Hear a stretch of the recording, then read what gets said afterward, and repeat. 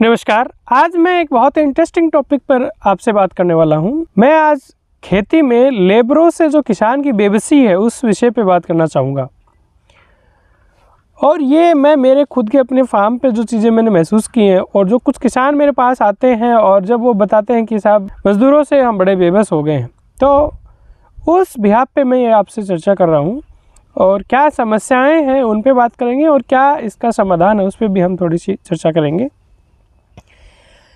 आज यदि खेती में किसानी में सबसे ज़्यादा किसी चीज़ की ज़रूरत है तो है वो मैकेनाइजेशन की, मशीनरी की।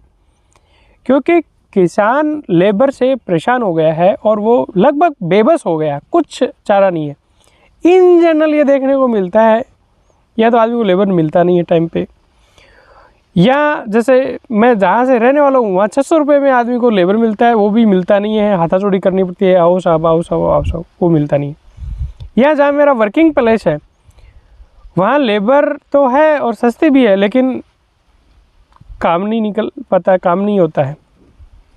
2-3 कारण इसमें निकल के आती हैं। एक तो ये है कि पहले से यदि अपन कंपेयर करें तो ये लोगों का मत है और मुझे भी लगता है कि लोग इतने वफ़ादार और ईमानदार नहीं है काम के प्रति। आपने जो काम बता दिया वो काम प्रॉपर नहीं होता है। जैसे आपने कहा साहब आपको पलेवा करना है तो वो प्रॉपर पलेवा नहीं मिलेगा। अब आदमी कहाँ तक मॉनिटरिंग करेगा यार। अब आपने गेहूं की फसल लगा दी, उसमें पानी लगाना है, दूसरा तीसरा पानी लगाना है।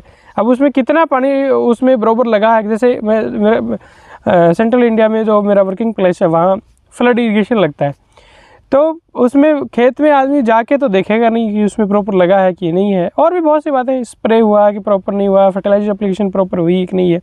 काम के प्रति आदमी ईमानदार नहीं है। या जहाँ पलेवा आपके 2 दिन में होना था वहाँ 4 दिन लग रहे हैं, वो पानी जहाँ जा रहा भरे में भरा हो रहा है। तो इस टाइप की एक समस्या है। पहले पॉइंट तो ये आता है काम के प्रति आदमी ईमानदार नहीं रहा।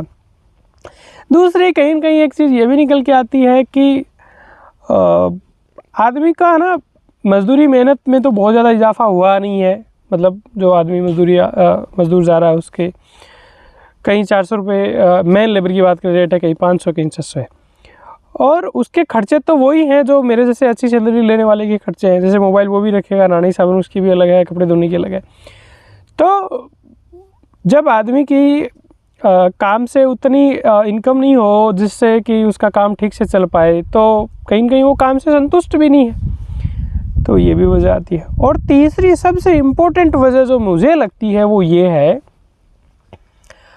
कि है ना, अब आदमी की काम करने की एफिशिएंसी कम हो गई है। पुराने लोग जो काम कर पाते थे वो अब आज का आदमी जो मज़दूर है वो काम नहीं कर पाएगा। उसके शरीर में वो उतनी ताकत ही नहीं है। उसकी कई वजह हैं। एक तो ये है कि जो लेबर आदमी होगा वो मज़दूर आदमी होगा, नशा पता भी करेगा, उतना अच्छा खान पान नहीं रहेगा। तो एक वजह तो ये है। दूसरा, यदि हम कोई भी आदमी अपने शरीर को यदि अच्छे से काम नहीं लेगा, ढंग से काम नहीं लेता रहेगा, तो एक टाइम के बाद में उसकी धीरे धीरे एफिकेसी कम हो जाएगी।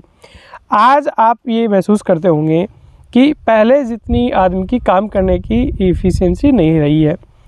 दूसरा, कहीं न कहीं ये भी फ़र्क पड़ता है कि जो धीरे धीरे एकदम चीज़ें चेंज हो रही हैं, तो आदमी खेती में काम करना ही नहीं चाहता।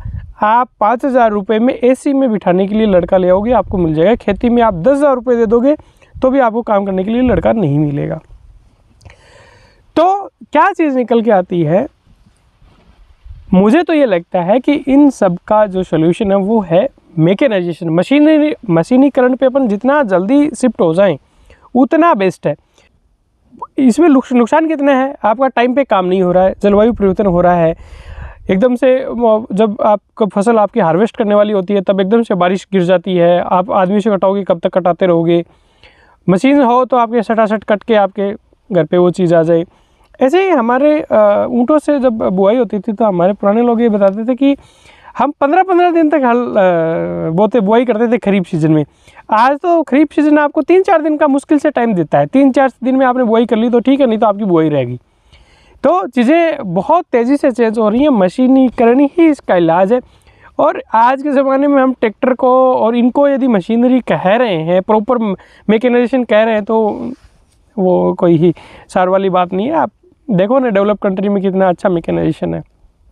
अब मैकेनाइजेशन कैसे हो भारत में, चलो ये तो बात हुई मैकेनाइजेशन होना चाहिए, कैसे हो। तो इसका बॉस एक तो ये है कि जो प्रोग्रेसिव आदमी है वो अपना माइंडसेट बनाए कि मेरे को लफड़ान लेबर वाली कम पालनी है, मेरे को जितना ज़्यादा मैं मैकेनाइजेशन कर सकूँ उतना कर लूँ, लेबर पे डिपेंडेंसी नहीं रहे। क्यों, उसके सीधी सीधी हो जाए, आपको आदमी मिलेंगे नहीं, आदमियों की इफिकेसी कम हो रही है, लॉयल नहीं आदमी। और दूसरी बात यह है कि क्लाइमेट चेंज हो रहा है, मौसम में एकदम से बदलाव हो रहा है, आपको बहुत कम टाइम किसी ऑपरेशन के लिए मिलता है, तो इसलिए तुरंत आपकी क्रॉप हार्वेस्ट हुई आ गई, या जब बुआई का समय हुआ आपकी बुआई होगी, एक प्रॉपर डेप्थ पे हो गई, इरिगेशन लगानी है, इंडिया में भी अवेलेबल है इरिगेशन के ड्रिप वगैरह, सेंसर सिस्टम है, आप उसको रेगुलेट कर सकते हो कि आप आज के 4 दिन बाद भी पानी लगना है, बराबर लगेगा, सब हो जाएगा। पर अपन थोड़ा माइंडसेट बनाएं कि हम मैकेनाइजेशन की तरफ जाएं।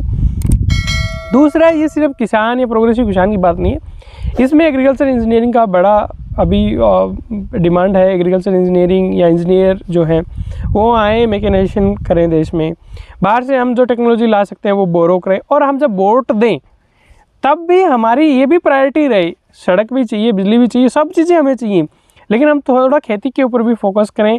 जो मशीनरी अवेलेबल है वो भी किसान नहीं खरीद पा रहा, तो इसलिए ये मुझे लगता है ये वोटों में मैंने ये फ्री बांट दिया, लाइट बांट दिया, फ्री राशन बांट दिया, इन सब चीज़ों की उतनी ज़रूरत नहीं है, और इनके देने से कुछ नेगेटिव इफेक्ट भी होते हैं। हम मशीनों पे सब्सिडी देना है यार किसानों को, यदि मशीनों पे सब्सिडी देंगे, अच्छी मशीनरी अवेलेबल होगी तो किसान खरीद भी पाएगा और वो यूज़ भी कर पाएगा। बैठे बैठे हम ये कमेंट कर सकते हैं कि ओहो मज़दूरों को काम नहीं मिलेगा, अरे काम मिल जाएगा। जो खेती वाला है वो करना भी नहीं चाह रहे मज़दूर, ऑनेस्टली वो मशीन पे काम कर लेंगे। और हम लोगों को रोज़गार, खेती में रोज़गार देने के लिए किसानों को नीचे गर्त में नहीं डाल सकते, क्योंकि कॉस्ट कितनी बढ़ रही है।